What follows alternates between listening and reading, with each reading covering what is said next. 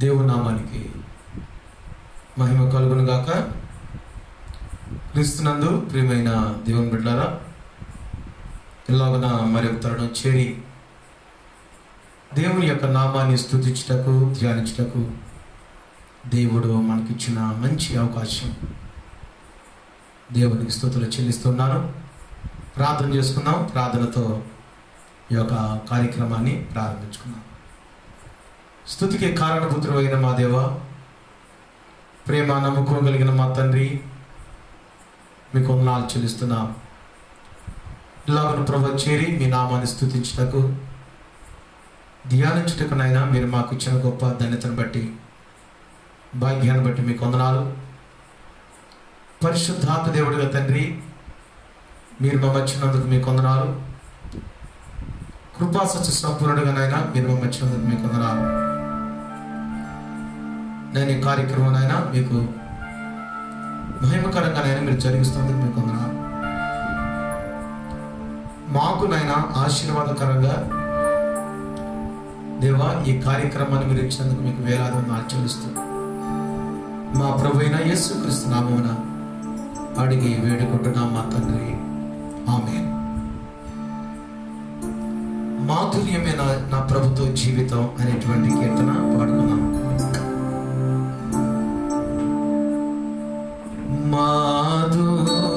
మాధుర్యమే నా ప్రభుతో జీవితం, మహిమానందమే మహాచర్యమే, మహిమానందమే మహాచర్యమే, మాధుర్యమే నా ప్రభుతో జీవితం, మహిమానందమే మహాచర్యమే, మహిమానందమే మహాచర్యమే, మాధుర్యమే నా ప్రభుతో జీవితం.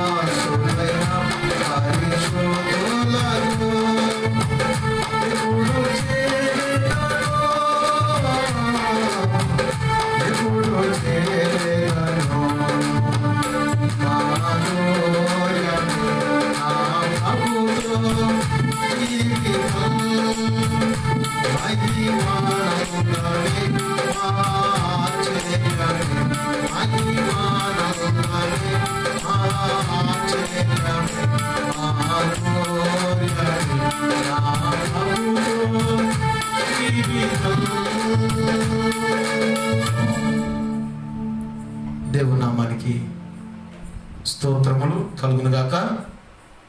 దేవుడు మనకి ఇచ్చిన గొప్ప అవకాశాన్ని బట్టి దేవుని యొక్క నామాన్ని పాటతో కనపరిచేటువంటి భాగ్యాన్ని దేవుడు మనకిచ్చాడు. అందును బట్టి దేవునికి కృతజ్ఞతాస్తుతులు చెల్లిస్తూ చిన్న ప్రార్థన చేసుకుందాం. ప్రార్థనతో వర్తమానాన్ని ప్రారంభించుకుందాం. స్తుతికి కారణభూతుడైన మా దేవ, ప్రేమ నమ్మకం కలిగిన మా తండ్రి, దేవా మీకు వందనాలు చెల్లిస్తున్నా. ఇలాగను ప్రభు చేరి మీ నామాన్ని స్తుతించుటకు ధ్యానించుటకు నైనా మీరు మాకు ఇచ్చిన గొప్ప ధన్యతను బట్టి మీకు వందనాలు అయ్యా. మమ్మల్ని సజీవ లెక్కలో ఉంచినందుకు మీకు వందనాలు. పగటి నేలుటకు నాయన సూర్యుడు, రాత్రి నేలుటకు నాయన చంద్రుడు, ఆకాశంలో నాయన గొప్ప జ్యోతులను నాయన నిర్మించేటువంటి దేవుడవు, గొప్ప దేవుడు నాయన, ప్రేమ కలిగిన దేవుడవు, కృప కలిగినటువంటి దేవుడు నాయన మీకు వందనాలు చెల్లిస్తున్నా. ఎంతో మంది నాయన ఈ లోకాన్ని విడిచి వెళ్తున్నారు. మమ్మలను, మా సంఘాన్ని, సార్వత్రిక సంఘాన్ని ప్రభా అయ్యా మీ యొక్క నైనా సన్నిధానంలో చేరి మీ నామాన్ని స్తుతించేటువంటి భాగ్యాన్ని ప్రభు మీరు మాకు ఇచ్చేందుకు మీకు వందనాలు చెల్లిస్తున్నా. పరిశుద్ధాత్మ దేవుడుగా తండ్రి మీరు మాకు తోడుగా ఉన్నారు నైనా. నీ వాక్యాన్ని వినేటువంటి నీ బిడ్డలు నాయన, వినగలిగిన చెవిని, గ్రహించగలిగిన మనసును మీరు దయచేయమని మా ప్రభు అయిన యేసుక్రీస్తు నామమున అడిగి వేడుకుంటున్నాం మా తండ్రి, ఆమేన్. క్రీస్తునందు ప్రియమైన దేవుని బిడ్డారా, ఇలాగ నీ రాత్రి కాల సమయంలో ఒక ప్రాముఖ్యమైన సత్యాన్ని మనము తెలుసుకోబోతున్నాం. ఒక అద్భుతమైనటువంటి అంశం గురించి మనం ఈ దినాన ధ్యానం చేయబోతున్నాం. జాగ్రత్తగా వినండి, సత్యాన్ని తెలుసుకోండి, దేవుని యందు భయభక్తులు కలిగి జీవించడానికి ప్రయత్నించాలని ప్రేమతో ఈ యొక్క వాక్య భాగాన్ని వినేటువంటి ప్రతి ఒక్కరికి కూడా విజ్ఞప్తి చేస్తూ ఉన్నాం. బైబిల్ గ్రంథంలో ఎన్నో ప్రాముఖ్యమైన సత్యాలు ఉన్నాయి. వాటన్నిటిని కూడా మనం తెలుసుకునవలసిన ఆవశ్యకత ఉంది. వాటన్నిటి గురించి మనము జాగ్రత్తగా నెమరు వేసుకునవలసినటువంటి ప్రాముఖ్యమైన పరిస్థితులలో కాలంలో మనం ఉన్నామనేటువంటి సత్యాన్ని మనం తెలుసుకోవాలి. రాత్రి కాల సమయంలో దేవుడు మనకు సిద్ధపరిచినటువంటి ప్రాముఖ్యమైన అంశం ఏంటంటే క్రీస్తు 1000 ఏండ్ల నీతి పరిపాలన గురించి దినాన్ని మనము ధ్యానం చేయబోతున్నాం. క్రీస్తు రాజ్య స్థాపన జరగబోతుంది. ఒకనొక దినాన ఇశ్రాయేలులకు స్వర్ణయుగం రాబోతుంది. ఒకనొక దినాన ఇశ్రాయేలు అనగా దేవుని నమ్మినటువంటి బిడ్డలకు, ఆయన యందు విశ్వాసం ఉంచినటువంటి వారికి స్థానిక సంఘంలో, సార్వత్రిక సంఘంలో సభ్యత్వం కలిగినటువంటి వారికి దేవుడు ఒక అద్భుతమైనటువంటి ఒక యుగాన్ని, స్వర్ణ యుగాన్ని దేవుడు నిర్ణయించాడు. ఆ కాల పరిమితి అంటే 1000 సంవత్సరాలుగా మనం చూస్తాం. పిల్లరా, చూద్దాం. ముందు మనం చాలా ప్రాముఖ్యమైన సత్యాలు మనం తెలుసుకోబోయేటువంటి ముందుగా ఒక ప్రాముఖ్యమైనటువంటి చరిత్రని రాత్రి కాలంలో మీకు జ్ఞాపకం చేస్తాను. క్రీస్తుకు పూర్వము 6వ శతాబ్దంలో సుద్ధోధనుడు అనబడినటువంటి ఒక రాజు ఉన్నాడు. ఆ రాజుకి ఒక సిద్ధార్థుడు అనబడినటువంటి ఒక బిడ్డ పుట్టాడు. బిడ్డ పుట్టినప్పుడు ఈ యొక్క సుద్ధోధనుడు అనబడినటువంటి రాజు తన కుమారుడైనటువంటి సిద్ధార్థుడి యొక్క జాతకం చూపించినప్పుడు ఆ యొక్క జ్యోతిష్కులు వచ్చి అంటూ ఉన్నారు, నీ కుమారుడు రాజన్న అవుతాడు, సన్యాసన్న అవుతాడని చెప్పినప్పుడు ఈ యొక్క సుద్ధోధనుడు రాజనగరంలోనే ఆ యొక్క సిద్ధార్థుడిని పెంచినట్లుగా చరిత్రలో మనం చూస్తాం. ఇలాగున ఆ యొక్క బిడ్డ ఆ యొక్క రాజనగర్లో ఎదుగుతున్నటువంటి సందర్భంలో ఆ రాజనగర్లో ఎదుగుతూ బయట ప్రపంచం తెలియకుండా ఈ యొక్క సిద్ధార్థుడు యవన ప్రాయమునకు వచ్చినప్పుడు తన తండ్రి అయినటువంటి సుద్ధోధనుడు తన కుమారుడైనటువంటి సిద్ధార్థుడికి వివాహం చేసినట్లుగా మనం చూస్తాం. వివాహం చేసినప్పుడు ఒకానొక దినమున రథాన్ని తీసుకుని యొక్క సిద్ధార్థుడు బయట ఉన్నటువంటి ప్రపంచాన్ని చూడటానికి ఆయన బయలుదేరినప్పుడు ఒక కుంటితనం కలిగినటువంటి ఒక వ్యక్తిని చూశాడు. ఏంటి వ్యక్తి ఇలా ఉన్నాడని ఆ యొక్క రథంతో లేటువంటి సైనికుని అడిగాడు. ఆ సైనికుడు అన్నాడు, అయ్యా ఇతన్ని కుంటివారు అని పిలుస్తారు అని చెప్పారు. ఇంకొంచెం ముందుకు వెళ్ళాడు. ముసలితనముతో ఉన్నటువంటి ఒక వ్యక్తిని చూశాడు. ఏంటి వ్యక్తి ఇలా ఉన్నాడు అన్నాడు. మనం కూడా ఒకనొక దినాన ముసలితనంలోనికి వెళ్ళిపోతామని చెప్పాడు. ఇంకొంచెం ముందుకు వెళ్ళినప్పుడు కుష్ఠరోగము కలిగినటువంటి వ్యక్తిని చూశాడు. కుష్ఠరోగము ఉన్నదని ఆ యొక్క బయట ప్రపంచానికి వచ్చిన తర్వాత తెలుసుకున్నారు. ఇంకొంచెం ముందుకు వెళ్ళాడు. మరణ పాశములో ఉన్నటువంటి వ్యక్తిని చూశాడు. ఏంటి వ్యక్తి ఇలా ఉన్నాడని చెప్పినప్పుడు మనం కూడా ఒకనొక దినాన ఈ లోకాన్ని విడుస్తామని చెప్పినప్పుడు సిద్ధార్థుడు నేరుగా రాజనగరికి ఆయన వెళ్లకుండా రథాన్ని వెనక్కి పంపించి నేరుగా ఒక పురుగు చెట్టు కిందకి వెళ్ళి ఆయన జపం చేయటం ప్రారంభించాడు. వ్యాధి బాధలు లేనటువంటి రాజ్యం కోసం, కక్షలు కార్పణ్యాలు లేనటువంటి రాజ్యం కోసం, ముసలితనము లేనటువంటి రాజ్యం కోసం, కుంటితనము లేనటువంటి రాజ్యం కోసం, మరణము లేనటువంటి రాజ్యాన్ని లోకంలో స్థాపించాలని ఒక పురుగు చెట్టు కింద కూర్చున్నటువంటి ఒక సిద్ధార్థుడు గౌతమ బుద్ధుడుగా మారిపోయి క్రీస్తును ప్రియమైనటువంటి దేవుని బిడ్డారా, ఈ లోకంలో ఏది సాధించలేక ఈ లోక యాత్రను ముగించుకొని వెళ్ళిపోయినట్లుగా చరిత్రలో మనం చూస్తాం. ఆలోచించండి. క్రీస్తునందు ప్రియమైనటువంటి దేవుని బిడ్డారా, రెండవ ప్రాముఖ్యమైనటువంటి సత్యాన్ని మనం చూసినట్లయితే క్రీస్తుకు పూర్వం 4వ శతాబ్దంలో కూడా ఎంతో మంది మహానుభావులు వచ్చారు. వారిలో సోక్రటీస్ అనబడినటువంటి ఒక మంచి వ్యక్తిత్వం కలిగినటువంటి వారు సత్య అన్వేషణలో క్రీస్తును ప్రియమైనటువంటి దేవుని బిడ్డ కాలం గడిపేలు. కానీ ఆయన తన యొక్క యాత్రను ముగించుకొని వెళ్ళిపోయారు. ఒక్కొక్కరు ఏదో సాధించాలని ఈ లోకంలో ఒక్కొక్కరు వారి యొక్క జీవితాలను త్యాగం చేసినట్లుగా మనం చూస్తాం.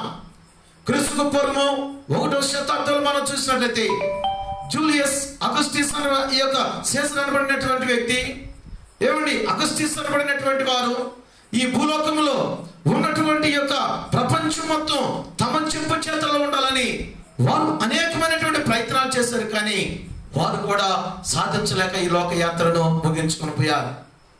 ఇలాంటి పరిస్థితుల్లో మనం చూసినట్లయితే హిట్లర్ అనబడినటువంటి ఒక నియంత ఈ యొక్క భూలోకానికి వచ్చి సమస్తాన్ని పరిపాలన చేయాలనుకున్నాడు. ఆయన అనుకున్నాడు, పిల్లరా, భవిష్యత్తులో ఆయన తన యొక్క దేశము జర్మనీ దేశం 1000 సంవత్సరాలు నా యొక్క దేశం ప్రపంచాన్ని పరిపాలన చేయాలనుకున్నాడు. కానీ 13 సంవత్సరాలకి క్రీస్తును ప్రియమైనటువంటి దేవుని బిడ్డలారా, నాజీ అనబడినటువంటి ఒక రాజ్యాన్ని లేనట్లయితే ఆయన ఈ భూలోకంలో స్థాపించి 13 సంవత్సరాలుగా తాను ఆత్మహత్య చేసుకొని ఒక విషాదకరమైనటువంటి పరిస్థితుల్లో ఈ లోక యాత్రను ఆయన ముగించుకొని వెళ్ళిపోయినటువంటి పరిస్థితులు మనం చూస్తాం. ఏది ఏమైనప్పటికీ క్రీస్తును ప్రియమైనటువంటి దేవుని బిడ్డ, చరిత్ర ఎప్పుడు కూడా గుణపాఠం చెప్తుంది. క్రీస్తును ప్రియమైనటువంటి దేవుని బిడ్డ, ఈ రాత్రి కాల సమయంలో ప్రాముఖ్యమైనటువంటి వ్యక్తిత్వాన్ని కలిగినటువంటి వారిని అనేక మందిని మనం చూస్తున్నాం. కానీ క్రీస్తుకు పూర్వము 500 సంవత్సరాల క్రితమే భక్తుడైనటువంటి దానియేలు ఒక ప్రాముఖ్యమైనటువంటి సత్యాన్ని చెప్పాడు. ఆ సత్యం ఏంటో ఈ రాత్రి కాలంలో మనం చూద్దాం. పిల్లరా, దానియేలు గ్రంథం చూద్దాం. ఈ రాత్రి కాలంలో దానియేలు గ్రంథం 2వ అధ్యాయము ఒకసారి మనం చూస్తే 44వ వచనాన్ని మనం చదువుకుందాం. పిల్లరా, దానియేలు గ్రంథం, బైబిల్ గ్రంథాలు తీయండి.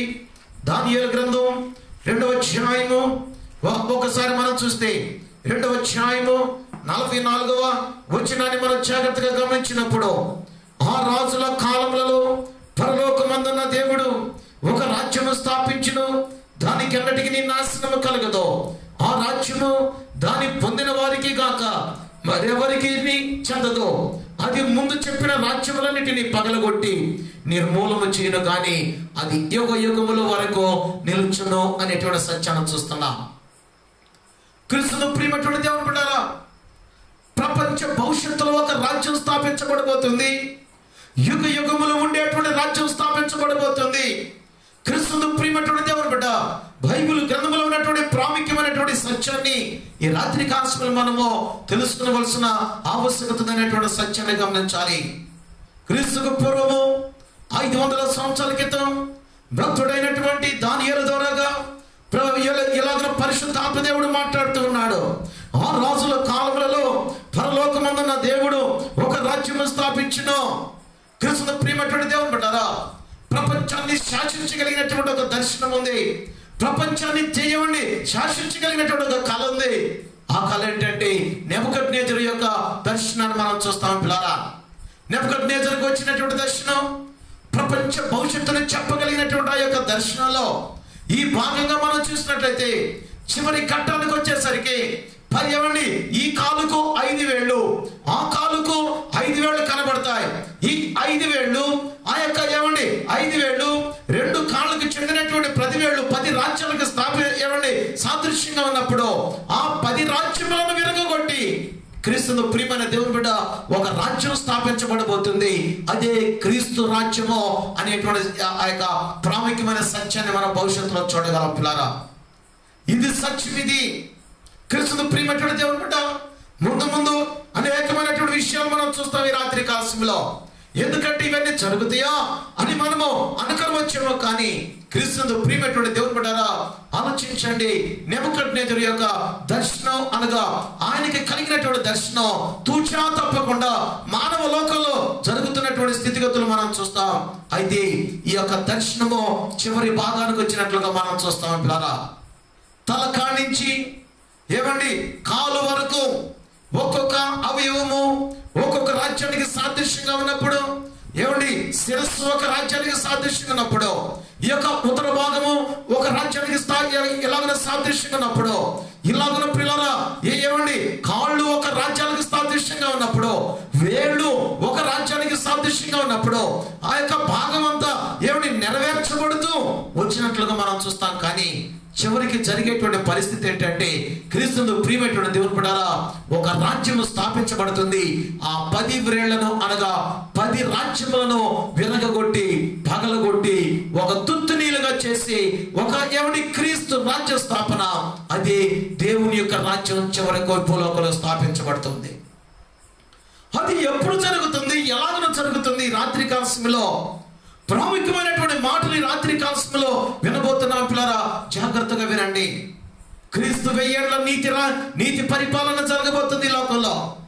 ఆ నీతి పరిపాలనలో నీవు ఉండాలని, నీ కుటుంబం ఉండాలని, నీ యొక్క బిడ్డలు, నీ యొక్క సంతానం ఉండాలని దేవునికి మనం ప్రార్థన చేయవలసిన ఆవశ్యకత ఉందనేటువంటి సత్యాన్ని మనం గమనించాలి. అందుకే పిల్లరా, ఎలాగ జరుగుతుందో, ఎప్పుడు జరుగుతుందో, యేసయ్య ఈ భూలోకానికి ఎలాగ రాబోతున్నాడో, ఈ ప్రాముఖ్యమైన విషయాలు ఈ రాత్రి కాలంలో మనం ధ్యానం చేయబోయేటువంటి ముందుగా క్రీస్తును ప్రియమైన దేవుని బిడ్డ 2 విషయాలు మనం తెలుసుకోవలసిన ఆవశ్యకత ఉంది. అదేంటంటే, క్రీస్తు 1000 ఏళ్ల పాలన యొక్క ఉద్దేశం ఏంటి అని మనం జాగ్రత్తగా గమనించినట్లయితే, నూతన ఆకాశము, నూతన భూమి, నూతన సృష్టి ఆయన ఈ యొక్క సృజించక ముందు 1000 ఏళ్ల పరిపాలన జరుగుతుందనే సత్యం గమనించాలి. ఈ యొక్క 1000 ఏళ్ల పరిపాలన ఎప్పుడు జరగబోతుందంటే చూద్దాం.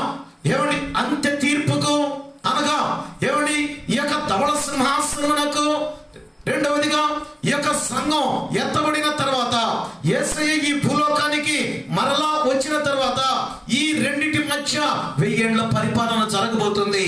అప్పుడు జరిగేటువంటి మార్పులు ఈ రాత్రి కాల సమయంలో బైబిల్ గ్రంథంలో మనం చూద్దాం. పిల్లరా, 1000 ఏళ్ల పరిపాలన గురించి పరిశుద్ధ గ్రంథంలో, ప్రవచనాత్మకమైనటువంటి గ్రంథంలో, దైవ గ్రంథంలో ప్రాముఖ్యమైనటువంటి సత్యాలు ఏమని వివరించబడ్డాయో ఈ రాత్రి కాలంలో ప్రతి మనుషుడు కూడా, ప్రతి విశ్వాసి కూడా తెలుసుకోవలసిన ఆవశ్యకత ఉందనేటువంటి సత్యాన్ని మనం గమనించాలి.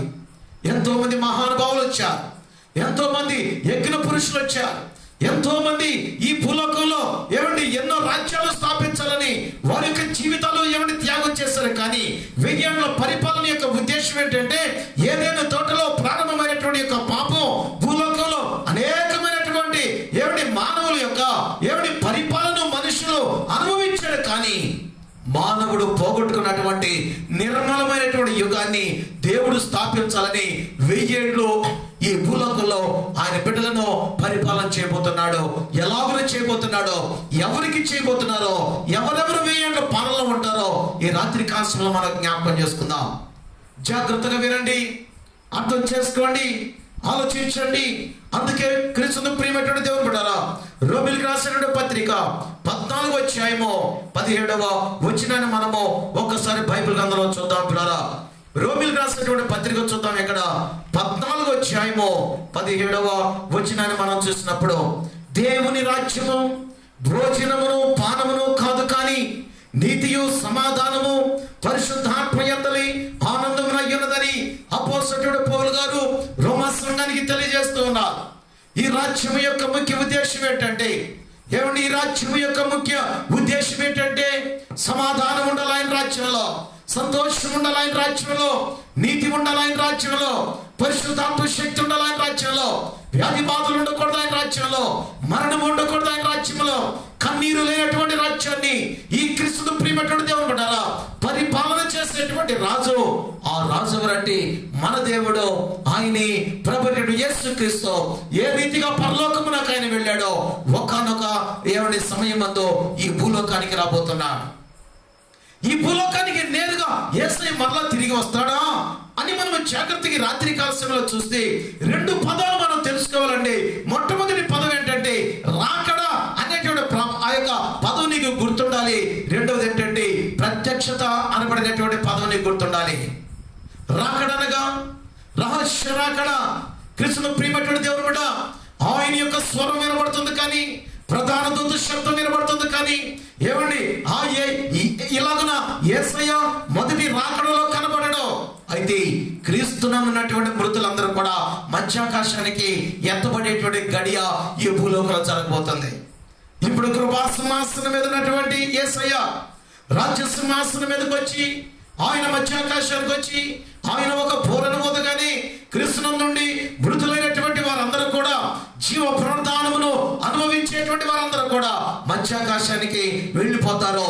తీర్పు పునరుద్ధానము పొందేటువంటి వారు విడువబడతారనేటువంటి సత్యాన్ని మనం తెలుసుకోవాలి. జాగ్రత్త వినాలి మాట.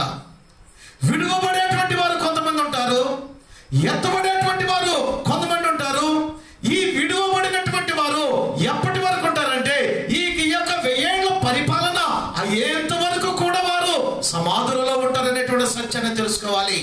ఈ రాత్రి కాల సమయంలో ఈ ప్రాముఖ్యమైనటువంటి విషయాలన్నీ బైబిల్ గ్రంథంలో మనం చూడబోతున్నాం పిల్లరా. అయితే మధ్య ఆకాశమునకు వచ్చినటువంటి యేసయ్య 7 సంవత్సరాలైన విందు ఇవ్వబోతున్నట్టుగా మనం చూస్తాం. 7 సంవత్సరాలు భూలోకంలో చిందు వినబడుతుంది. మహాశ్రమలు ఈ భూలోకంలో కలగబోతాయి. 3.5 సంవత్సరం ఈ భూలోకం పరిస్థితిలో ఉన్న తర్వాత ఏమండి ఇలాగ అంత్యక్రీస్తు 3.5 సంవత్సరం అనగా 1260 రోజులు ఈ భూలోకాన్ని ఆయన పరిపాలన చేయబోతున్నాడు. ఆ పరిపాలన ముగించేటువంటి కాలంలో యేసయ్య మధ్యాకాశం నుంచి నేరుగా ఎక్కడికి వస్తాడో అనేటువంటి సందర్భాన్ని మనం చూస్తే బైబిల్ గ్రంథంలో మనం చూద్దాం పిల్లరా. చూడండి, మొట్టమొదటి విషయం, ఒక 4 ఘట్టాలు ఈ రాత్రి కాలంలో మీకు జ్ఞాపకం చేస్తాను. మొట్టమొదటి ఘట్టం ఏంటంటే యేసుక్రీస్తు ఎక్కడికి వస్తాడనేటువంటి విషయాన్ని మనం చూస్తాం. రెండవదిగా మనము జాగ్రత్తగా ఏమండి ఆలోచన చేసినట్లయితే యేసయ్య ఈ భూలోకానికి వచ్చిన తర్వాత ఎవరు ఆయనతో ఏమండి ఒక పోరాటం చేస్తారు, ఆ యొక్క యుద్ధం పేరేంటో మనం చూస్తాం. మూడవదిగా ఎవరి యొక్క యుద్ధం జరిగిన తర్వాత సాతాను యొక్క స్థితి ఏంటో మనం చూడబోతున్నాం. 4వ విషయం ఏంటంటే క్రీస్తు పరిపాలన ఎలాగున జరగబోతుందో ఈ రాత్రి కాలంలో జాగ్రత్తగా ఈ మాటలు మనము జాగ్రత్తగా అర్థం చేసుకొని జాగ్రత్తగా మన యొక్క హృదయంలో దాచుకొని ఏమంటే 1000 ఏళ్ల పరిపాలన కోసం మనం ఎదురు చూసేటువంటి విశ్వాస జీవితాన్ని మనం కలిగి ఉందాం. అయితే పిల్లరా, యేసుక్రీస్తు ఎక్కడికి రాబోతున్నాడు, ఏమండి ఎవరితో రాబోతున్నాడు, ఎలాగునో పరిపాలన చేయబోతున్నాడు, ఇక యేసుక్రీస్తు మొట్టమొదటిగా ఎక్కడికి వస్తాడు, శివుడి వచ్చిన తర్వాత సాతాను యొక్క స్థితి ఏంటి, తీర్పు పునరుద్ధానంలో ఉన్నటువంటి వారి యొక్క స్థితి ఏంటి, ఈ విషయాలు ఈ మర్మాలు మనం ఈ అద్భుతమైనటువంటి ఘట్టాల గురించి మనము ఆలోచించవలసిన ఆవశ్యకత ఉంది. అయితే రహస్య రాకడ యేసయ్య స్వరం వినబడదు, రహస్య రాకడ ప్రధాన దూత శబ్దం వినబడుతుంది. రహస్య రాకడ యేసయ్య ఎవరితో ఆ యొక్క బూరను ఊదినప్పుడు జీవ పునరుద్ధానంలో ఉన్నటువంటి వారందరూ కూడా మధ్యాకాశానికి వెళ్ళిన తర్వాత అక్కడ నుండి ప్రత్యక్ష రాకడ జరగబోతుంది. దానిని క్రీస్తు 2వ రాకడ అంటారు పిల్లరా.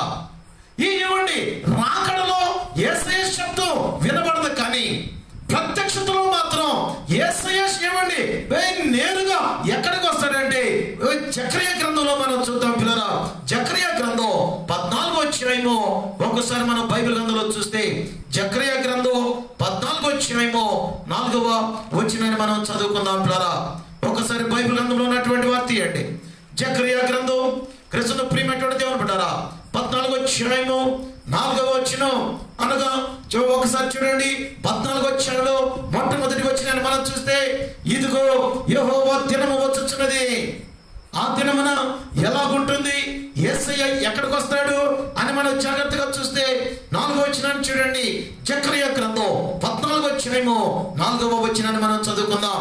ఆ దినమున యెరూషలేము ఎదుట తూర్పు తట్టునున్న ఒలీవ కొండ మీద ఆయన పాదములు ఉంచగా ఒలీవ కొండ తూర్పు తట్టుకును పరమటి తట్టుకును నడిమికి విడిపోయి సగము కొండ ఉత్తరము తట్టుకును సగము కొండ దక్షిణము తట్టుకును జరుగును గనుక విశాలమైన లోయ ఒకటి ఏర్పడను.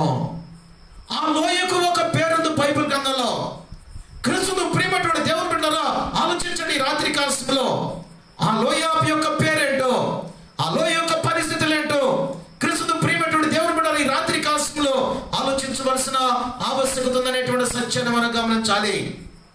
ఎప్పుడైతే యేసయ్య మధ్యాకాశము నుండి ఆయన తన యొక్క జీవ పునరుద్ధానములు కలిగినటువంటి వారిని ఆయన వెంట పెట్టుకొని ఆయన యొక్క దూతలను తీసుకొని నేరుగా ఎక్కడికి వస్తాడంటే ఒలీవ కొండ మీదకి, ఏమని యెరూషలేము ఎదుట తూర్పు తట్టునున్న ఒలీవ కొండ మీద ఆయన పాదములు ఉంచగా ఒలీవ కొండ ఏమైపోయిందంటే తూర్పు తట్టుకునో ఎడమ తట్టుకునో ఉత్తరము తట్టుకునో దక్షిణము తట్టుకునో విడిపోయి అక్కడ ఒక పెద్ద గుంట అనగా ఒక ఏర్పాటు ఏమంటే జరుగుతుంది అక్కడ. క్రీస్తును ప్రియమైనటువంటి దేవుని బిడ్డలారా, ఆ లోయ జరుగుతుందా అనేటువంటి విషయాన్ని మనం జాగ్రత్తగా చూస్తే ఇటీవల ఒక ప్రాముఖ్యమైనటువంటి సత్యం తెలియబడింది. అదేంటంటే క్రైస్టఫర్ నేషన్ అనబడినటువంటి ఒక వ్యక్తి, ఒక వ్యవస్థాపకుడు పిల్లరా, గోటన్ లిండ్స్ అనబడినటువంటి ఆయన ఆ యొక్క ఒలివ కొండ మీద ఏమిటి ఒక మంచి 5 స్టార్ హోటల్ కట్టడానికి ఇస్రాయల్ దేశం దగ్గర ఏమిటి ఒక పర్మిషన్ తీసుకొని అక్కడ ఏమిటి కొంతమంది శాస్త్రజ్ఞులు తీసుకొని పోయి రీసెర్చ్ చేయటం ప్రారంభించారు. ఎందుకంటే యెరూషలేము ఆ యొక్క ప్రాంతంలో, ఆ యొక్క ఇజ్రాయెల్ ప్రాంతంలో ఏమండి ఎక్కువ మంది టూరిజం ఉంటుంది కాబట్టి ఏమండి అక్కడ ఈ యొక్క హోటల్స్ సరిపోవట్లేదు కాబట్టి అక్కడ ఒక 5 స్టార్ పెద్ద హోటల్ కట్టాలని ఆ ప్రాంతానికి వెళ్ళినప్పుడు ఆ శాస్త్రజ్ఞుల యొక్క ఒలివ కొండ మీద రీసెర్చ్ చేసినప్పుడు ఒక ఆశ్చర్యకరమైన విషయం బయటపడింది. అదేంటంటే ఆ కొండ ఏమండి ఆ పైన చూడటానికి కొండలాగా ఉంది, కానీ లోపల ఒక బోలు లాంటి, ఒక గొల్ల లాంటి ప్రాంతం ఆ యొక్క ప్రదేశం ఉంది. పైకి కొండలాగా ఉంది, కానీ లోపల ఒక లొయ్యలాగా కనబడుతుంది. ఆ శాస్త్రజ్ఞులు చెప్పారయ్యా ఇలాగ కట్టడానికి కుదరదని చెప్పినప్పుడు ఈ యొక్క ఏమండి ఈ యొక్క వ్యక్తి దేవుని యొక్క రాకడ యేసే ఇక్కడ తప్పనిసరిగా వస్తాడని విశ్వాసం ఉంచి ఆ యొక్క ప్రపంచానికి చాటి చెప్పినటువంటి వ్యక్తిని మనం చూడబోతున్నాం పిల్లలా. సత్యం ఇది, అసత్యం కాదు ఇది. ఈ యొక్క కొండ లోయ యేసయ్య ఆ యొక్క ఏమండి ఒలివ కొండ మీదకి వచ్చినప్పుడు అక్కడ ఒక లోయ ఏర్పడుతుంది. ఆ లోయను ఏమండి పిలువబడుతుంది అంటే హర్మెగ్దోను అనేటువంటి ఆ ప్రాంతం, ఆ యొక్క పేరు ఆ ప్రాంతానికి పెట్టబడింది పిల్లరా. హర్ అనేటువంటి మాటకు అర్థం ఏంటంటే కొండ. హర్ అనేటువంటి మాటకు అర్థం ఏంటంటే ఏమండి పర్వతం. ఏమండి మెగుతో అనేటువంటి మాటకు అర్థం ఏంటంటే ఇశ్రాయేలు దేశంలో ఒక విశాలమైనటువంటి ప్రాంతం పిల్లరా. హర్ మెగ్దోన్ అనబడినటువంటి యొక్క ప్రాంతం. ఏమండి ఈ యొక్క ప్రాంతాల గురించి చూస్తే జకర్యా గ్రంథంలోని 12వ అధ్యాయము 11వ వచనాన్ని మనం చూస్తాం పిల్లరా. మెగద్దోను లోయలో చూడండి, ఇక్కడ మెగద్దోను లోయలో అంటున్నాడు. ఇక్కడ ఈ యొక్క హదద్రిమ్మోను దగ్గర జరిగిన ప్రలాపము వలనే ఆ దినమున యెరూషలేములో బహుగా ప్రలాపము జరుగును. క్రీస్తును ప్రియమైనటువంటి దేవుని బిడ్డలారా, ఆలోచించండి. రాత్రి కాలంలో ఎప్పుడైతే ఆ యొక్క హర్మెగ్దోన్ అనబడినటువంటి యొక్క లోయలో ఇలాంటి పరిస్థితులు ఒక లోయ ఏమండి ఆ ప్రాంతం మీదకి ఏర్పాటు చేయబడినప్పుడు యేసయ్య అక్కడికి వచ్చినప్పుడు అక్కడ ఒక ప్రలాపం జరుగుతుంది, అక్కడ ఒక యుద్ధం జరుగుతుంది. ఆ యుద్ధం ఏంటంటే ఏ 10 రాజ్యాలు ఒక కూటమిగా ఏర్పడతాయో ఆ రాజ్యాలన్నీ కూడా అంత్యక్రీస్తు పరిపాలన కింద ఉండి ఈ యొక్క యేసయ్య మీద వారు తిరుగుబాటు చేసి ఒక యుద్ధం జరుగుతుంది అనేటువంటి సత్యాన్ని మనం చూడబోతున్నాం. చూడండి, ప్రకటన గ్రంథం తీయండి, 16వ అధ్యాయము 13వ వచనాన్ని మనం చదువుకున్నాం పిల్లరా. ప్రకటన గ్రంథం దేవుని పరిశుద్ధ గ్రంథములో నుంచి ప్రకటన గ్రంథం 16వ అధ్యాయము 13వ వచనాన్ని మనం చూసినప్పుడు, మరియు ఆ ఘట సర్పము నోటి నుండి, క్రూర మృగము నోటి నుండి, అబద్ధ ప్రవక్త నోటి నుండి కప్పల వంటి 3 ఆత్మలు బయలువెడలగా నేను చూచి తిని, అవి సూచనలు చేయునట్టి దెయ్యముల ఆత్మలే. అవి సర్వాధికారి అయిన దేవుని మహాదినమున జరుగు యుద్ధమునకు లోకమంతటా ఉన్న రాజులను పోగు చేయవాలని వారి యొద్దకు బయలు వెళ్ళి.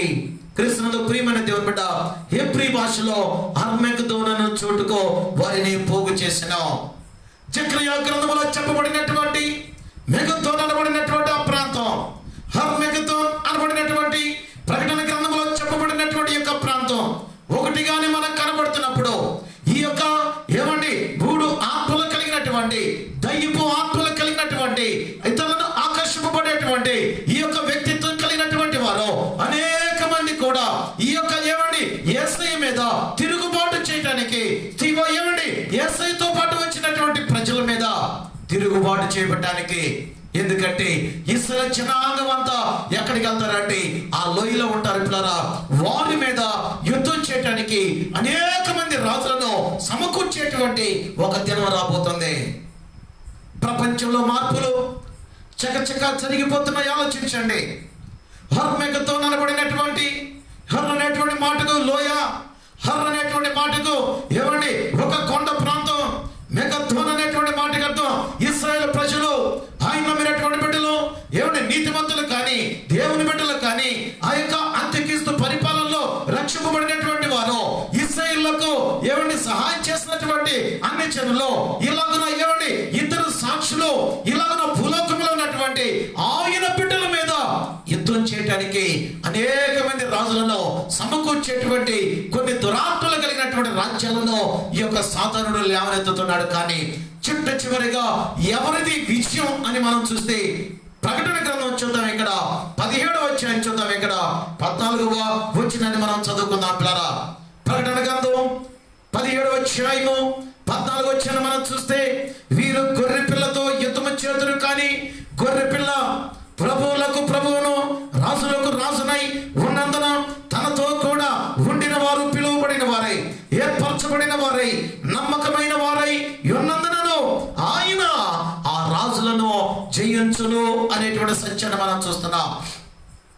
ప్రత్యక్షతను కూర్చున్నటువంటి సత్యాన్ని చూడండి. రాత్రి కాలములో క్రీస్తు 1000 ఏళ్ల నీతి పరిపాలన కూర్చున్నటువంటి సత్యాన్ని చూడండి. రాత్రి కాలములో క్రీస్తు ప్రియమైనటువంటి దేవుని బిడ్డ, నువ్వు నమ్మినా నమ్మకపోయినా బైబిల్ గ్రంథంలో ఉన్నటువంటి సత్యాలు ఇవి సత్యం, ఇవి ప్రాముఖ్యమైనవి, ప్రతి మనుషుని జీవితంలో కూడా జరుగుతాయి. ప్రపంచ భవిష్యత్తును చెప్పగలిగినటువంటి గ్రంథం ఏంటంటే బైబిల్ గ్రంథం అనేటువంటి సత్యాన్ని మనం తెలుసుకోవాలి. మరణము మానవ జీవితానికి ముగింపు కాదు, కానీ మరణించిన తర్వాత ప్రతి మనుషునికి కూడా నిత్యమైన జీవితం ఉంది. ఆ నిత్యమైన జీవితం ఎప్పుడు బయటపడుతుందంటే యేసయ్య రాప్చర్, ఆయన రాకడ కాలంలో అప్పుడు బయటపడుతుంది. అప్పుడే కనుక నువ్వు యేసుని నమ్ముకొని ఆయన శబ్దం కనుక నీకు వినబడితే నేరుగా మధ్యాకాశానికి వెళ్ళిపోతావు. అక్కడి నుండి నీవు నేరుగా యేసయ్యతో ఏమండి భూలోకానికి మరలా నువ్వు తిరిగి రాబోతున్నావు. ఒక మంచి జీవితం, అద్భుతమైనటువంటి జీవితం. యేసయ్య మనల్ని 1000 ఏళ్ళు పరిపాలన చేయబోతున్నాడు. అద్భుతమైనటువంటి పరిపాలన, ఆ రాజ్యంలో సంతోషం, ఆ రాజ్యంలో సమాధానం, ఆ రాజ్యంలో నీతి, ఆ రాజ్యంలో యథార్థత, ఆ రాజ్యంలో మరణం లేదు, ఆ రాజ్యంలో వ్యాధి బాధలు లేవు, ఆ రాజ్యంలో కక్షలు కార్పణ్యాలు ముసలితనము లేనటువంటి రాజ్యాన్ని యేసయ్య స్థాపించబోతున్నాడు. ఆ రాజ్యం ఎంతకాలం అంటే 1000 ఏళ్ల పరిపాలన. ఆ పరిపాలన క్రీస్తు ప్రియమైనటువంటి దేవుని బిడ్డ ఎవరికంటే నమ్మకార్థ క్రైస్తవులు కాదు, వేషధారణ కలిగిన వారు కాదు. ఆలోచించండి. రాత్రి కాలంలో ఇది సత్యం, ఇది జరుగుతుందో కానొక దినమున భవిష్యత్తులో జరుగుతుంది. యూరోపియన్ లో ఉన్నటువంటి ఈ 10 రాజ్యాలన్నీ ఒకటైపోతాయి. యూరో కరెన్సీ ప్రపంచంలోకి రాబోతుంది. అంత్యక్రీస్తు భూలోకాన్ని పరిపాలన చేయబోతున్నాడు కానొక దినాన క్రీస్తు ప్రియమైనటువంటి దేవుని బిడ్డలా. ఇలాంటి తెగుళ్ళు భూలోకంలో ఎన్నెన్నో సంభవించబోతున్నప్పుడు, మానవ లోకంలో రాజ్యాల్లో ఉన్నటువంటి వారు రాజ్యాలు పరిపాలన చేయలేక వీరు వదిలిపెట్టినప్పుడు క్రీస్తు ప్రియమైనటువంటి దేవుని బిడ్డ భూలోకంలో కలుగు ప్రారంభమై, భూలోకంలో ఆకలి ప్రారంభమై, భూలోకంలో ఒకరినొకరు చెప్పుకోవడం, దొంగతనాలు ప్రారంభమై, సమాధానం లేనటువంటి యొక్క జీవితం రాబోయేటువంటి కాలంలో క్రీస్తు ప్రియమైనటువంటి దేవుని బిడ్డ ఇటువంటి సమస్యలు ఎదురవుతాయి. జాగ్రత్త. బైబిల్ గ్రంథంలో ఉన్నటువంటి సత్యాలు నెరవేరుతున్నాయి అనేటువంటి ప్రాముఖ్యమైనటువంటి సత్యాలు మనం గ్రహించాలి.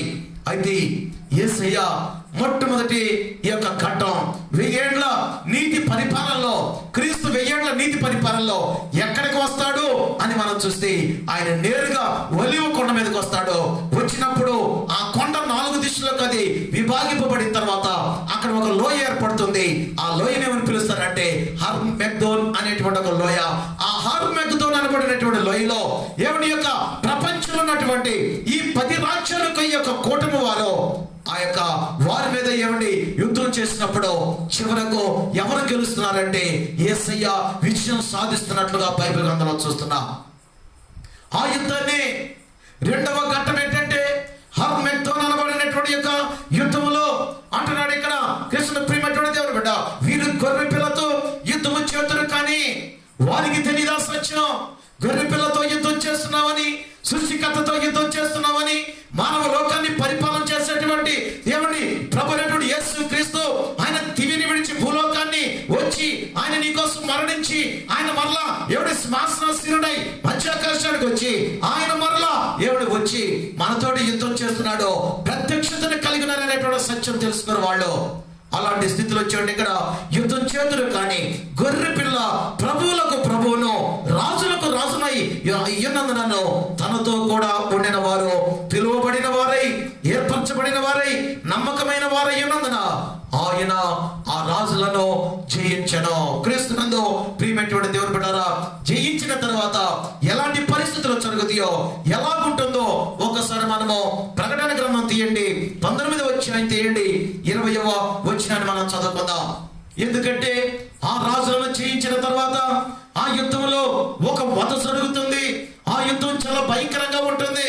ఆ యుద్ధం యొక్క స్థితి చాలా భయంకరంగా ఉన్నప్పుడు ఒక పక్షిరాజు వచ్చి మధ్య ఆకాశంలో వచ్చి క్రీస్తును ప్రియమైనటువంటి దేవుని బిడ్డ ఏమంటుందో పిలుస్తా ఉందంట.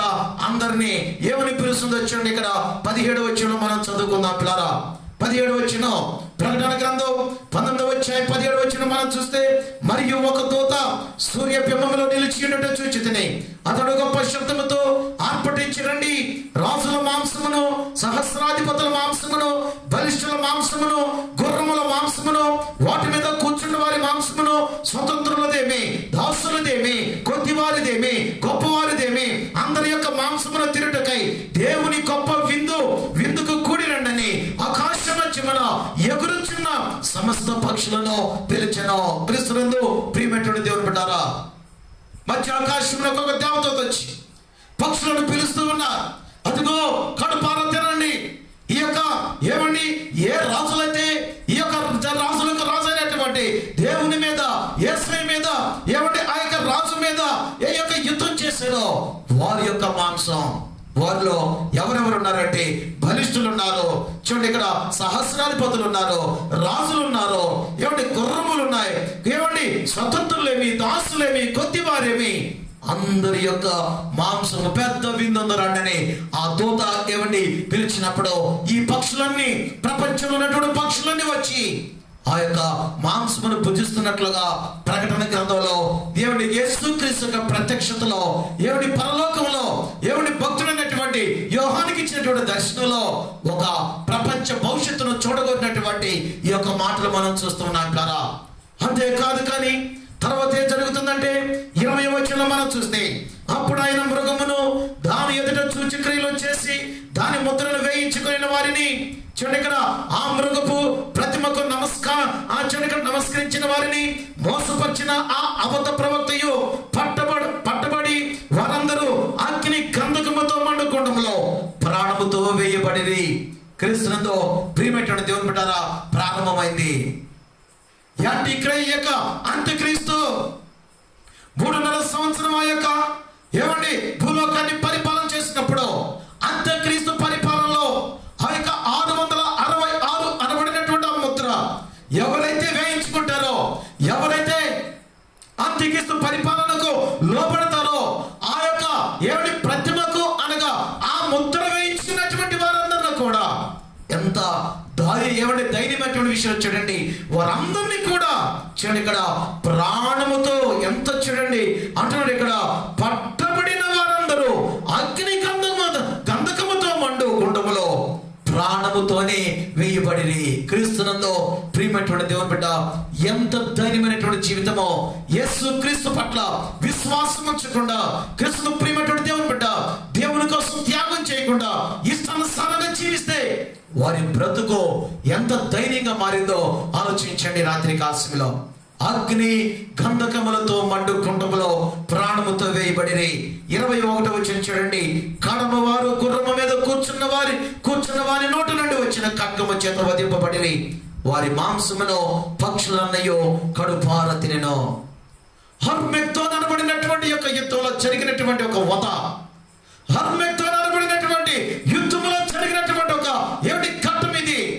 యేసు క్రీస్తు ఎప్పుడైతే ఏమిటి ప్రత్యక్షతలో ఆయన భూలోకానికి తిరిగి వస్తాడో, హర్మెగ్దోన్ అనబడినటువంటి ఆ యొక్క యుద్ధంలో ఆయన జయించిన తర్వాత తన బిడ్డలకు ఒక శాంతి సమాధానము అనగా ఒక విడుదలను ఆ దేవుడు యేసయ్య కలిగి చేయబోతూ ఉన్నాడు. పిల్లరా, క్రీస్తునందు ప్రియమైనటువంటి దేవుని బిడ్డలారా, ఆలోచించండి.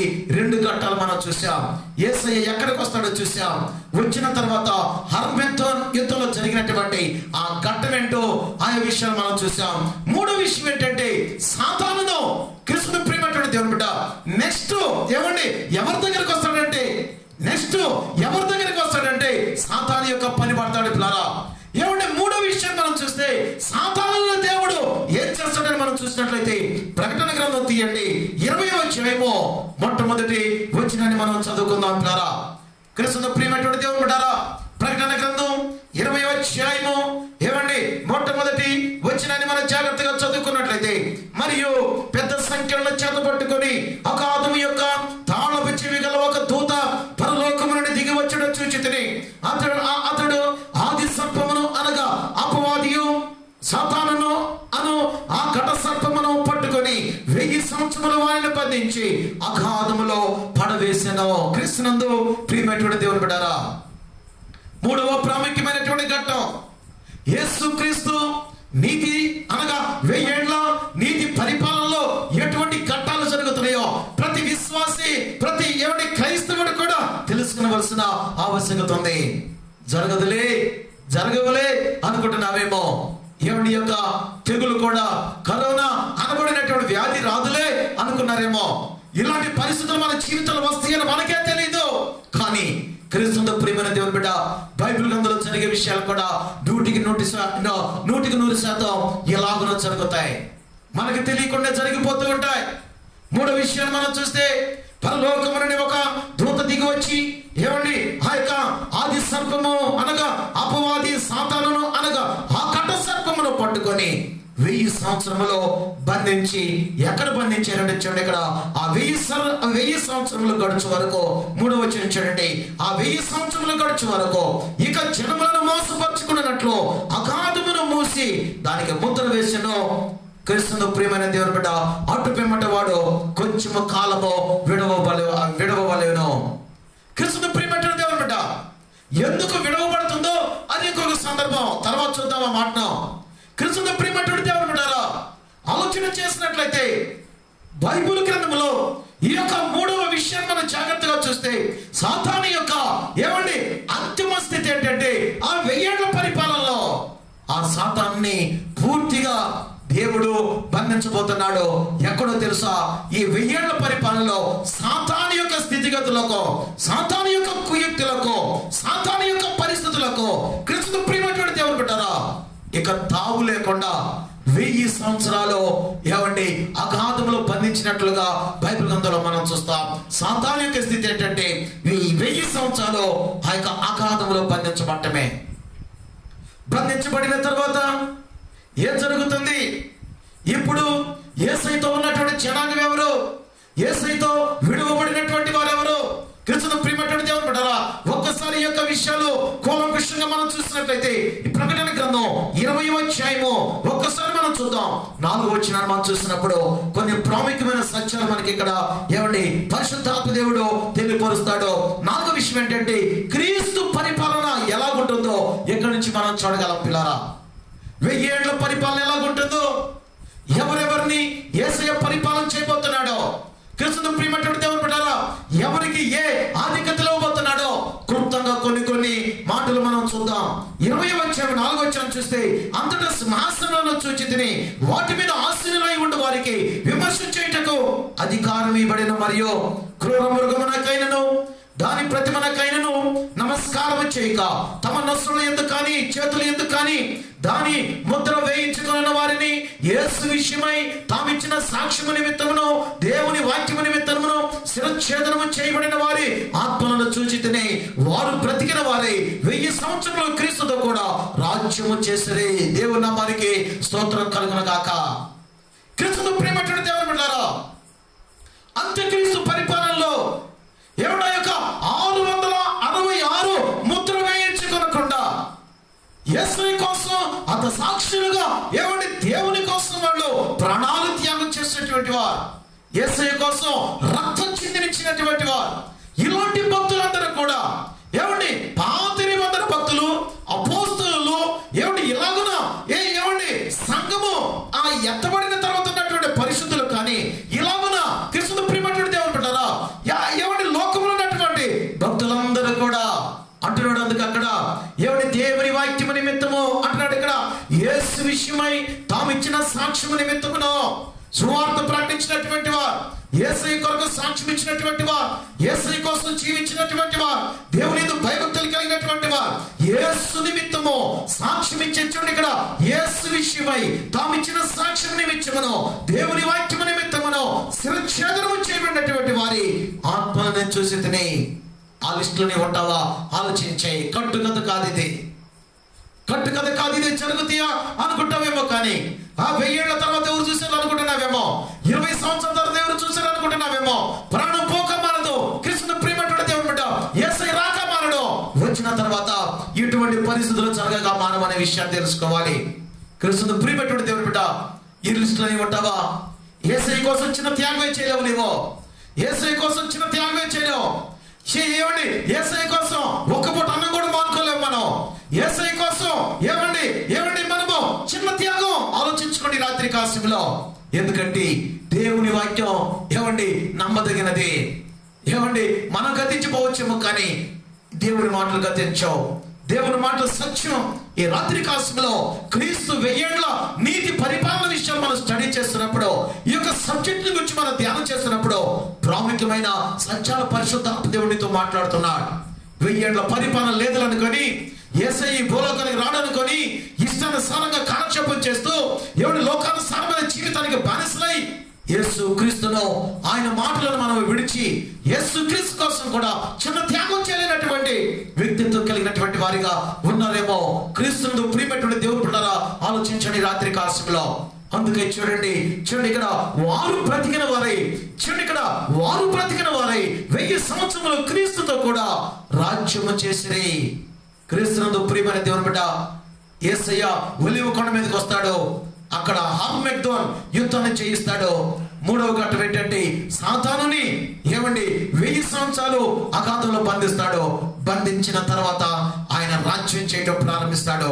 ఆ రాజ్యం చేసేటువంటి వారిలో ఈ యొక్క లిస్టు అనగా ఆయన రాజ్యం చేసేటువంటి వారు కనబడతారు. వారిలో ఎవరెవరు కనబడతారో, ఎలాగో కనబడతారో మనం చూస్తున్నాం. 5వ వచనం చూడండి. 1000 సంవత్సరములు గడుచు వరకు, ఎంత గొప్ప విషయం! 1000 సంవత్సరాల పరిపాలన గడుచు వరకు, 1000 సంవత్సరాలు పరిపాలన చేసేంత వరకు చూడండి ఇక్కడ అంటున్నాడు. ఇక్కడ కడమ మృతులు బ్రతకలేదు. కడమ మృతులు అంటే ఎవరు? యేసయ్య మధ్యాకాశానికి వచ్చి ఆయన శబ్దం చేసి ఆయన బూరను ఊదినప్పుడు క్రీస్తునందు మృతులైనటువంటి వారు మొదటి లేస్తారని చెప్పాను చూడండి.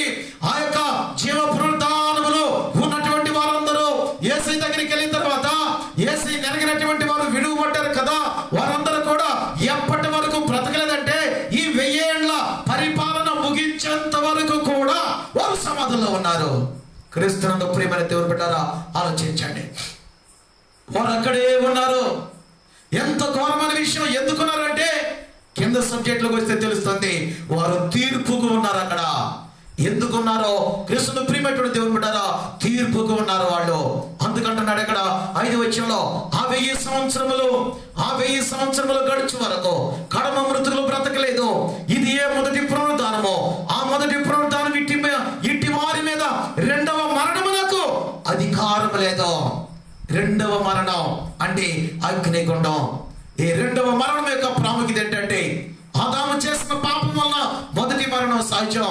మనం చేసుకున్నటువంటి పాపం వల్ల ఇంకొక మరణం కనిపెట్టుకుని ఉంది. అదేంటంటే 2వ మరణం. అయితే ఈ 2వ మరణం, ఆ అగ్నిగుండం, ఆ వేదనకర స్థలం, ఆ యొక్క ఆ నరకం, వీరి మీద అధికారం లేదు. ఎవరి మీద అంటే 1000 ఏళ్ల పరిపాలనలో ఎవరైతే పాల్గొంటారో, ఎవరైతే యేసయ్యతో రాజ్యం చేస్తారో, ఎవరైతే యేసయ్య రాజ్య పరిపాలనలో ఉంటారో వారికి అధికారం లేదనేటువంటి సత్యాన్ని గమనించాలి.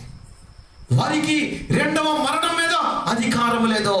అందుకంటున్నాడు ఇక్కడ 6వ వచనం, ఈ మొదటి పునరుద్ధానములు పాలు గలవారు ధన్యులు, పరిశుద్ధులున్న ఇండులు, ఇట్టి వారికి 2వ మరణమునకు అధికారం లేదు.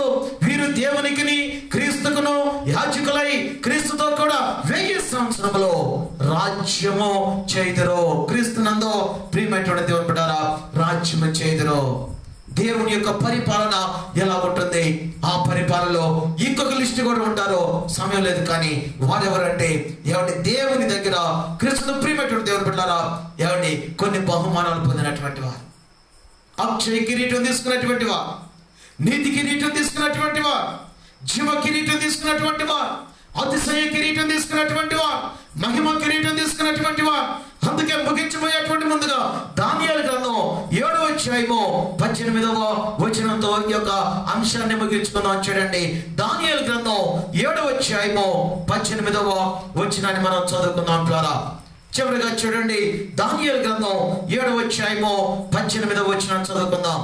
అయితే మహోన్నతుని పరిశుద్ధులే రాజ్యాధికారమునందుదురు, వారు యుగ యుగములు, ఏమండి చూడండి ఇక్కడ, వారు యుగ యుగములు యుగాంతముల వరకు రాజ్యమేలుదురు. అయితే మహోన్నతుని పరిశుద్ధులే రాజ్యాధికారమునందుదురు. మహోన్నతుని పరిశుద్ధులే అనగా దేవుని నమ్మినటువంటి వారే, దేవుని యందు భయభక్తులు కలిగినటువంటి వారే, ఈ యొక్క కిరీటాలు పొందినటువంటి వారే, అతిశయ కిరీటం పొందినటువంటి వారే, అక్షయ కిరీటం పొందినటువంటి వారే, నీతి కిరీటం పొందినటువంటి వారు, జీవ కిరీటం పొందినటువంటి వారు, మహిమ కిరీటం పొందినటువంటి వారు, సమాధానము, పరిశుద్ధత, దేవుని మహిమ, దేవుని యొక్క ఆదరణ, దేవుని యొక్క న్యాయం, పరిపూర్ణమైన జ్ఞానం, దేవుని యొక్క ఉపదేశం పొంది, శాప విమోచన పొంది, దేవుని వ్యాధి లేనటువంటి రాజ్యం, మరణం లేనటువంటి రాజ్యం, కాపుదల కలిగినటువంటి రాజ్యం, కొరతలు లేనటువంటి ఆ రాజ్యం, క్రీస్తు 1000 ఏళ్ల పరిపాలన, నీతి కలిగినటువంటి రాజ్యం ఈ భూలోకంలో స్థాపించబడుతుంది. క్రీస్తుతో ప్రియమైనటువంటి దేవుని బిడ్డలారా, సత్యం గమనించండి, ఆలోచించండి. రాత్రి కాలశంలో ఈ రాజ్యంలో నీవు ఉంటావా? ఈ యొక్క రాజ్యంలో నీకు స్థానం ఉందా? క్రీస్తుతో ప్రియమైనటువంటి దేవుని బిడ్డలారా, ఆలోచించండి. ఎందుకంటే ఒకానొక దినమున ఈ భూలోకంలో క్రీస్తుతో ప్రియమైన దేవుని బిడ్డ 1000 ఏళ్ల పరిపాలన యేసయ్య కొనసాగించబోతున్నాడు. దాని కొరకు మనం కనిపెట్టుకొని ఉండాలా? దాని కొరకు మనము ఎదురు చూసేటువంటి వారిగా ఉండాలా? నామకార్థమైన క్రైస్తవ జీవితాన్ని విడిచిపెట్టాలా? నటించేటువంటి జీవితం విడిచిపెట్టాలా? ఏమైనా నమ్మకత్వం కలిగి ఉండాలా? క్రీస్తుతో ప్రియమైనటువంటి దేవుని బిడ్డలారా, అంత్య దినంలో ఉన్నాం, మనకు తెలియట్లేదు, కానీ చకచక బైబిల్ గ్రంథంలో ఉన్నటువంటి ప్రవచనాలను నెరవేర్చుకుంటా పోతున్నాయి. క్రీస్తుతో ప్రియమైన దేవుని బిడ్డ, అగ్ర రాజ్యాల పేద దేశాలుగా మారబోతున్నాయి. పేద రాజ్యాలే ఏమండి రాజ్యములు అగ్ర రాజ్యాలుగా మారబోతున్నాయి. ప్రపంచాన్ని ఒక వ్యక్తి పరిపాలన చేయబోతున్నాడు. ఇటువంటి పరిస్థితుల్లో భూలోకంలో ఒకదానికోటి జరగటానికి ఇలాంటి వ్యాధులు, తెగుళ్ళు వస్తూ ప్రపంచాన్ని అతులుకుతులు చేస్తున్నాయనేటువంటి సత్యాన్ని మనం గ్రహించి, అంత్య దినాల్లో ప్రాణం పోకముందే సృష్టికర్తని తెలుసుకొని 1000 ఏళ్ల పరిపాలన కోసం మనం ఎదురు చూస్తూ ఆయన భయభక్తులు కలిగి జీవించాలని హృదయపూర్వకంగా కోరుకుంటూ కొద్ది మాటలు ముగిస్తున్నాను. అందరం తల వచ్చుదాం, చిన్న ప్రార్థన చేసుకుందాం. పిల్లరా, స్తుతికి కారణభూతుడైన మా దేవా మీకు వందనాలు. ప్రేమ నమ్మకం కలిగిన మా తండ్రి మీకు వందనాలు. విత్తబడినటువంటి వాక్యం ఆయన 30 60 100 ఫలిప్రదాయిత్యమని క్రీస్తు 1000 ఏళ్ల నీతి పరిపాలన గురించినటువంటి విషయాలు ప్రభా, పరిశుద్ధాత్మ దేవుడిగా మీరు మాట్లాడేందుకు మీకు వందనాలు. విరినటువంటి వారు నాయన నిన్ను నమ్మి నీ యందు భయభక్తులు కలిగి జీవించేటువంటి కృప దయచేయమని అయ్యా మాకు ఇచ్చిన ధన్యతను బట్టి, కృపను బట్టి నాని మీకు వందనాలు చెల్లిస్తూ మా ప్రభు అయిన యేసుక్రీస్తు నామమున అడిగి వేడుకుంటున్నాం మా తండ్రి, ఆమేన్. మన పరమ తండ్రి అయిన దేవుని యొక్క ప్రేమయు, కుమారుడైన యేసుక్రీస్తు యొక్క కృపయు, పరిశుద్ధాత్మ యొక్క అన్యోన్య సహవాసం ఇక్కడ చేరిన ప్రతి బిడ్డకును, ప్రతి కుటుంబానికి సర్వకాలము సదాకాలం మీ కృప తోడై ఉండనుగాక, ఆమేన్. క్రీస్తునందు ప్రియమైనటువంటి దేవుని బిడ్డలారా, మన యొక్క అంశంతో మనం రేపు మరలా 9 గంటలకు మనందరూ కూడా కలుసుకుందాం. మీ అందరికీ కూడా మేలుకరంగా, ఆశీర్వాదకరంగా ఈ కార్యక్రమం ఉన్నందుకు దేవునికి స్తుతులు చెల్లిస్తూ మీరందరూ కూడా ఈ రాత్రి కాలశంలో యేసుక్రీస్తు నామములో ఆశీర్వదింపబడుదురు గాక అని మీ అందరూ కూడా యేసుక్రీస్తు నామములో మీ అందరూ కూడా తెలియజేస్తూ కొద్ది మాటలు ముగిస్తున్నాను. అందరికీ వందనాలు.